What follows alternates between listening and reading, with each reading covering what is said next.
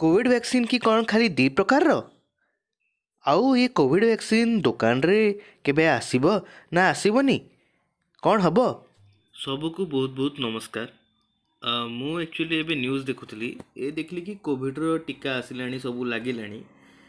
ଆଉ ଏବେ ଆମ ଇଣ୍ଡିଆରେ ଦୁଇଟା ହିଁ କମ୍ପାନୀ, ଫାଇଜର ଗୋଟେ କମ୍ପାନୀ ଆଉ ଗୋଟେ ଆମର ICMR ଯେ ବନେଇଛି ତାଙ୍କ କୋଭ୍ୟାକ୍ସିନ୍, ସେ ଦୁଇଟା ଏବେ ଆମର ଦିଆହେଉଛି କୋଭିଡ୍ ପାଇଁ।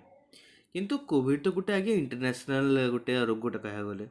ତ କ'ଣ ଖାଲି ଦୁଇଟା କମ୍ପାନୀ ହିଁ କରୁଛନ୍ତି ତାର ଯାହା ବି ଔଷଧ ରହୁଛି, ଖାଲି ଦୁଇଟା କମ୍ପାନୀ ତ କରୁଛନ୍ତି ନା ଆଜ୍ଞା, ଏଇଟା ଠିକ୍ ନୁହେଁ।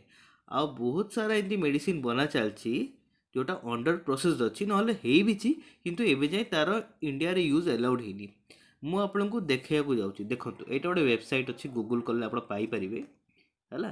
ଟୋଟାଲ୍ ମୁଁ ଲିଷ୍ଟ ବାହାର କଲି, around 54 कंपनीज अलग अलग कंट्री रो, जेन देखो चाइना, US, UK, रशिया हैला। फिर इंडिया रो भी अच्छी देखंतु,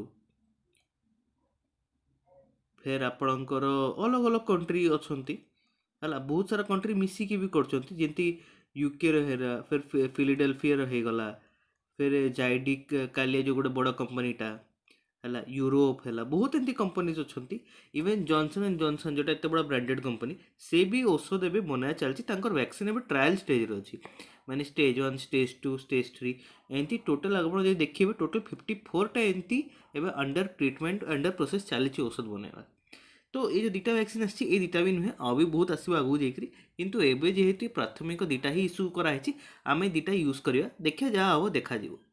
ए कोविड टा गोटे रोग ही, एतर बहुत औषध बाहर।